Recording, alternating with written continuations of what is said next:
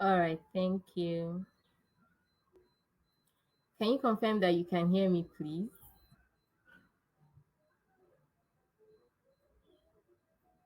Can you confirm that you can hear me so I can go ahead? Okay, thank you. All right, so today we'll be talking about volunteering and leading change sustainably in the new normal, right? So I'm going to be sharing from my personal experience. I see the time is 1:04. So in 20 minutes that will be 1:24.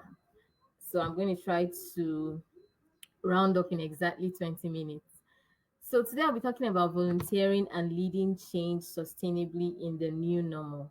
And next slide, please. In my agenda today, I'm going to be sharing from my personal story and the lessons that I've learned, and then how we can navigate change to continue to lead, how we can navigate the new normal that we found ourselves in to ensure that we continue to lead change sustainably. Right. So, next slide. So this is me bringing everything out just for you to see. Before I go into my story, I want to provide some context from where we are now so that you understand where I'm coming from when I tell the story, right? So currently as a development consultant, I work with passionate change makers to equip them with the steps, the skills, and the strategies that they need to effect sustainable change in Africa, in their communities, and in the world around them.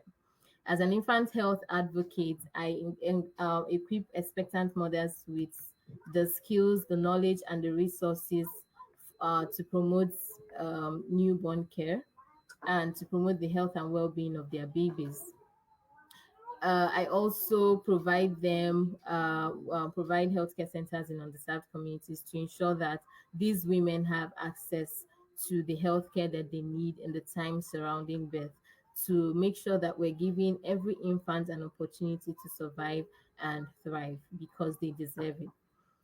Recently, I was selected as a Mandela Washington Fellow as a result of the work that I do. It was recognized by the US Embassy, and I was given an opportunity to go to become a fellow and be equipped to even continue to implement the changes that I'm already doing in Africa.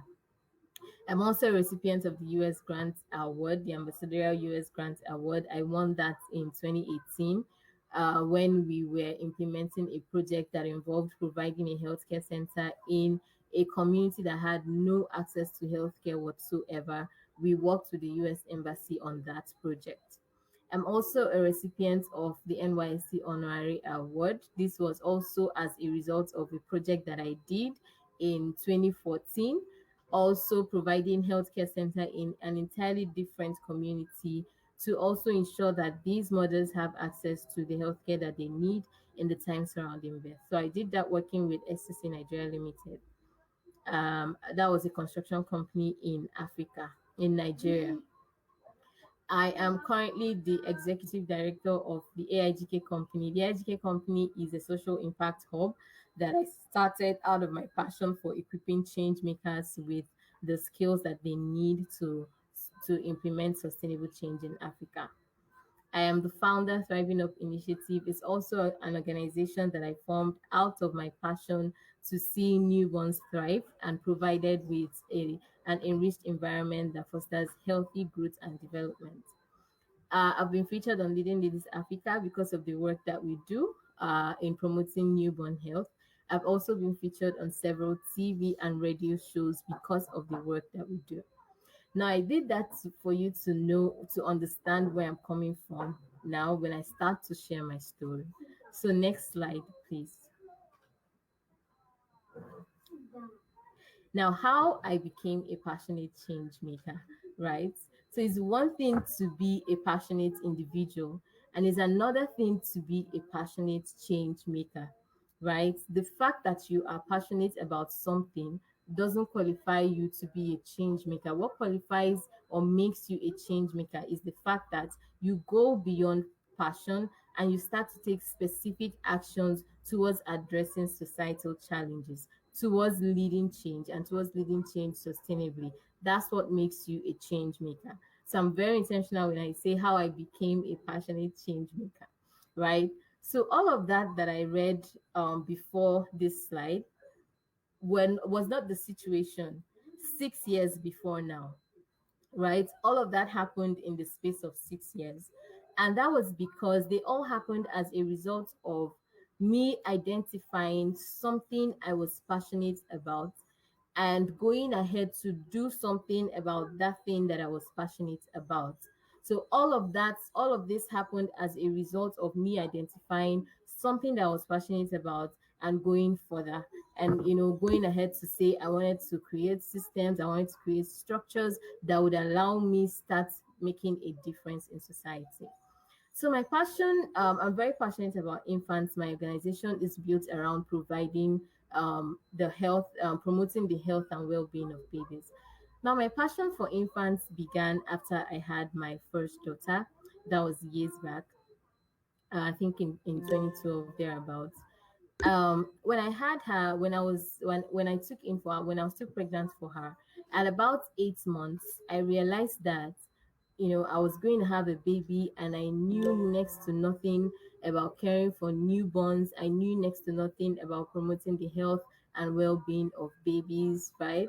So I was like, wow, I started to read, I started to, just read everything I could find out there, started to research, started to study, started to, empower myself with all the information that I needed because I wanted to ensure that I got it right, with caring for my baby. I wanted to be sure that, I gave her everything that she needed to turn out well. So I read everything I could, I researched, and in the course of that, I developed an immense passion for babies, and I wanted them to be provided with an environment that fosters their healthy growth and development, right?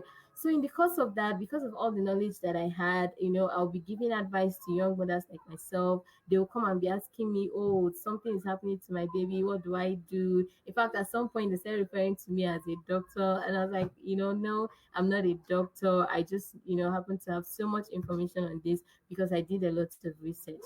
Also, in the course of my research, I now realized that Nigeria had the highest infant mortality rate, the third highest infant mortality rate in Africa. And I thought that was totally unacceptable considering what I saw and what I had gone through pregnancy. I just thought that mothers should not have to go through that and mothers should not lose their babies. So I decided that I wanted to go out and teach more women about caring for their newborns. I started to research what we needed to do to stop the deaths, what we needed to do to promote the health and well-being of babies. What can we do to solve that problem? And I decided that I wanted to teach mothers, I wanted to equip them with the skills and the knowledge that they needed because that was my case. I did not have the knowledge or the information that I needed. The information was not out there. So I went by myself to search for it. And then I took it upon myself to start to teach other mothers about caring for their newborns. And that was how my organization was born. That was how Thriving Up was born. We had our first event. Next slide, please. This picture was next slide. This was our very first event. I went out to a hospital that was around me and wrote to them and I said that I am an NGO. This is what I do. I work to promote the health and well-being of babies. I work to empower mothers with the knowledge and the skills that they need for newborn care. And that was how I started my organization. After this first event, we had so many more events. Next slide. I continued to research, I continued to identify what problem I could solve out of my passion for infant care, right? I identified the problem and I started to identify how we could solve the problem, who were the people that actually had this problem, where is the problem, and where do we need to go to start to address this problem. So in the course of doing that, so far we discovered innovative ways of solving the problem. We provided healthcare centers, in underserved communities. We started to educate more mothers. Currently, we have educated over 5,000 mothers. We, found out that mothers needed the resources. They didn't have those things. So we started to provide them with neonatal care packs to ensure that we provided them with these resources. We provided mothers with vitamins. The more we researched on what the problem was, the more we continued to create solutions to address those problems. And that was how the organization was born. And that's how we've been able to lead change. And so, in the course of all this, from being passionate, from identifying what I was passionate about, to creating my organization and, proposing and implementing solutions that have continued to address the problem, I have learned two things which I'll be sharing with you all today. Next slide, please. I've learned two things about leading sustainable change, right? So far in my journey of leading sustainable change and addressing social problems, I've learned two key things that I'll be sharing with you. Next slide. The first thing that I learned is this, right?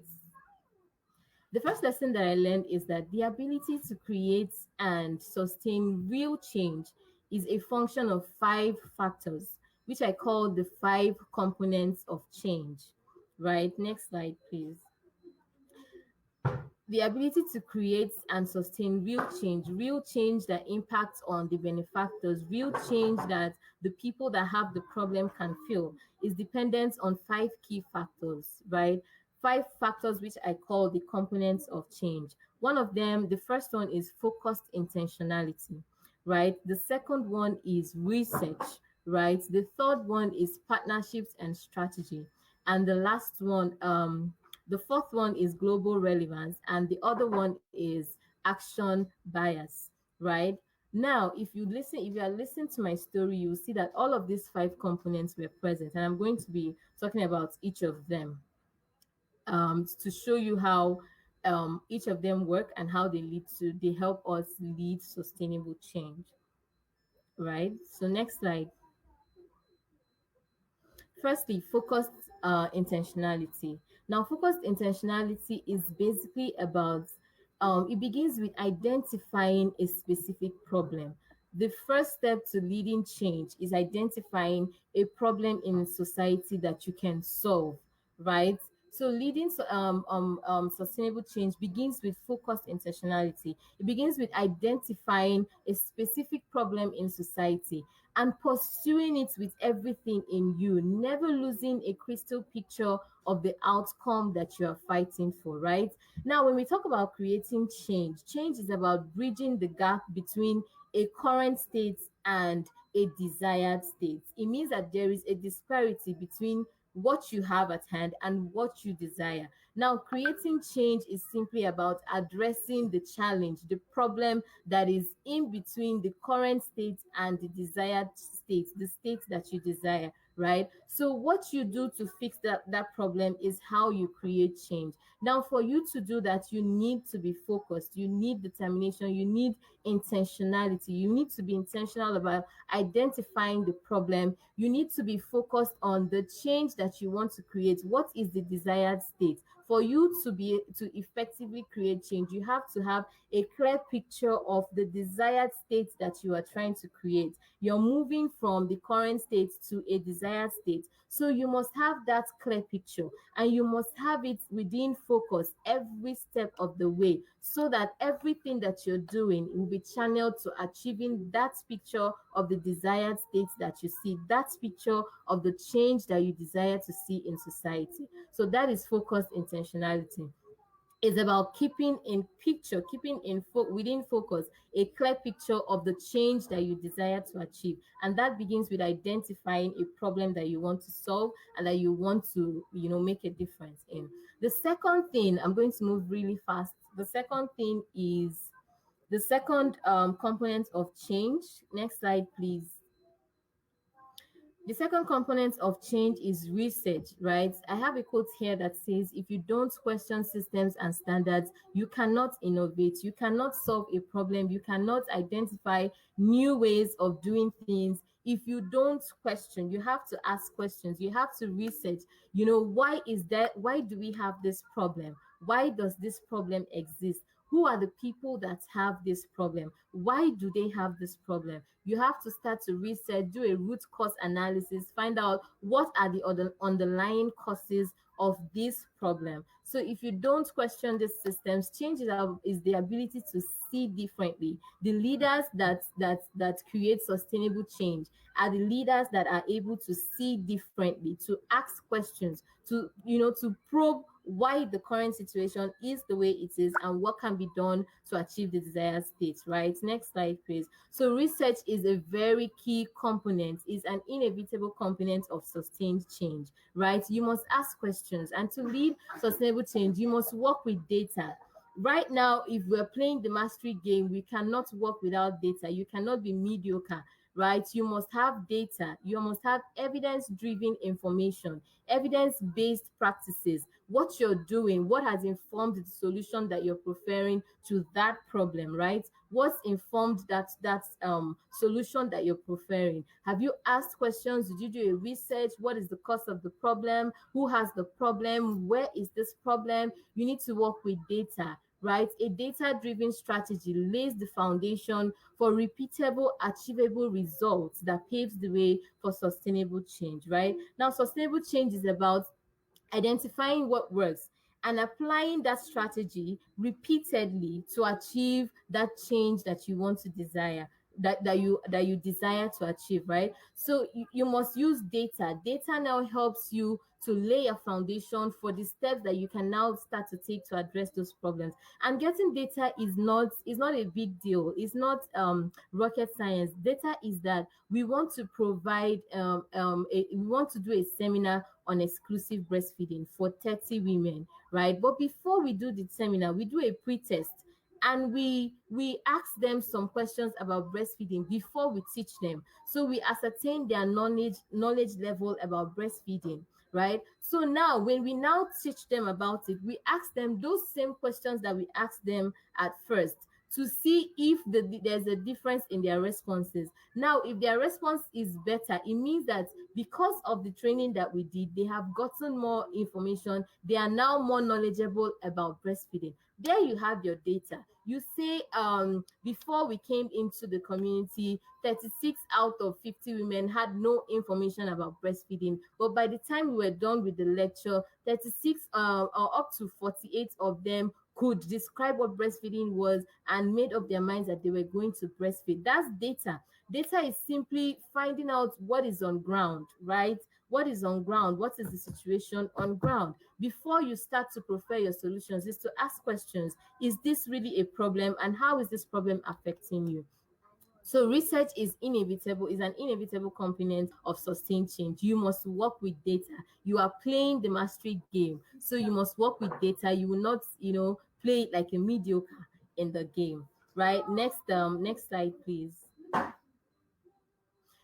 An action bias is another very important component of change. You must be ready to act, right? There is no change without action. I stated that, when I told my story, if I had just remained at being passionate about caring for newborns and did nothing, I don't think that all of those things that I listed out would have happened as time went on. But it happened because what happened? I went from passion to actually acting, taking action, concrete steps towards solving a problem that I identified that I was passionate about. So it begins with passion, but there must be action. There is no change without action. You must have a strategic plan detailing how you're going to solve that problem. So you must have action bias. Next slide, please. Next slide. So partnerships and strategy, you must leverage partnerships if you're going to lead sustainable change. You must be strategic. You must embrace partnership. Ask who has what I don't have and who can I give what they don't have. That's partnership. Two of you working together to achieve a desired goal. Next slide, please. I say I have 2 more minutes to go. So global relevance means that you have to align whatever it is that you're doing with global best practices. You cannot afford to just be working in a local context, right? So in order to lead change sustainably, you must ensure that the problem you choose to solve is significant in a local context and is relevant globally. So WHO has to be talking about that problem. UNICEF, USAID, all of them have to be talking about that problem. They also need to have data and statistics on that problem. And you should also be able to find data and statistics on that problem. Next slide, please. So that is it. Focused intentionality, partnership and strategy, research, global relevance, and action bias. These are the components of change, the components that you need to lead sustainable change. So I'm going to wrap it up with the second lesson that I learned very quickly from leading sustainable change, and it's in the next slide. So to succeed and sustain change in the new normal that we found ourselves characterized with economic and social upheaval, you must embrace what I call the H3 factor. Next slide, please. Now, the H3 factor is simply the connection between your head, your heart, and your hands, right? When it comes to leading sustainable change, it doesn't end at the passion in your heart. First of all, you have to have passion. You have to connect to the problem. You have to relate to that problem. You have to have the passion, the enthusiasm towards solving that problem, right? Napoleon Hill said in one of his quotes that strong, deeply rooted passion is the starting point of all achievement. Strong, deeply rooted passion is the starting point of all achievement. So the one thing I must establish is that it starts with passion, right? Passion is a powerful force that you must leverage if you're going to effectively direct your focus and lead change. Then you must leverage passion. You must pay attention to the desires of your heart. You must pay attention to the passion, the burdens, the desires in your heart, those areas of the economy, those sectors, those niches, those industries that are calling you, that you feel drawn to, and you feel that you need to solve those problems. Pay attention to those desires in your heart. They are the first seed for change. The first seed that you need to effect any change is passion, right? So it's like a seed of desire in your mind, and it forms a nucleus, right, that begins to attract everything that you need, to solve that problem. So passion is the first thing, but you don't stop at passion, right?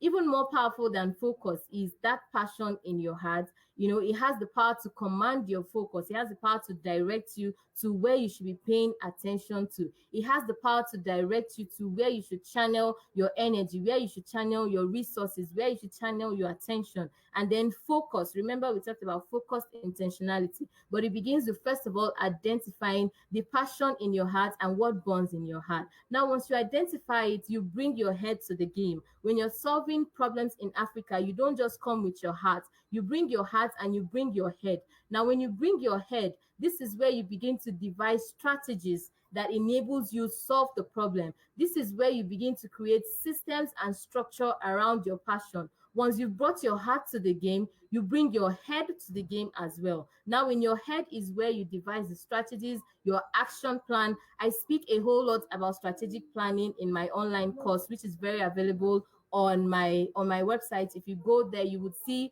a course that I have, and I spoke extensively on having a strategic plan. That's where you bring your head to the game. You cannot just be passionate and not do anything. You come with your heart, and then you bring your head to solving the problem. Now, when you bring your head, that's where you talk about an action plan. You must have a strategy. You must write out your vision. You must write out your mission. Vision is generally the goal that you intend to achieve when you solve that problem. It's like the picture that you have of the problem solved. And then strategy is how you want to solve that problem, right? Strategy is how the steps that you're going to take to solve that problem. You must have your objectives laid out. You must have your goals laid down. You must have concrete action plans. That's where you bring your head to the game, right? Once you do that, the next thing you have to bring to the game is your hands. Now, what is in your hands are your skills. You need to equip yourself with skills for the future. If you're going to thrive in this pandemic, if you're going to thrive in the new normal, you need to look beyond the old skills. You need to acquire new skills, skills for the future, right? Look for technology, empower yourself with skills in the digital economy. Empower yourself with web design, whatever skills that you need to acquire to make sure that you solve the problem. So eventually, these are the three things, the two lessons that I've learned. The first one is that the five components of change that you need, and then the H3 factor will help you thrive even in the new economy that we found in ourselves in. You have to love the problem, love the people that have the problem, and devise ways to solve that problem. Then bring your head to the game, bring your hand, equip yourself with all the skills that you need to have. Lastly, I'll close by saying that it is important that in these times you know who you are, why you are here, and what you value, what you believe, and what you stand for. Right? Is the it has a way of empowering you to continue to strive, to continue to effect solutions to your problems. Thank you for having me, and if you have questions, I'll be happy to take them.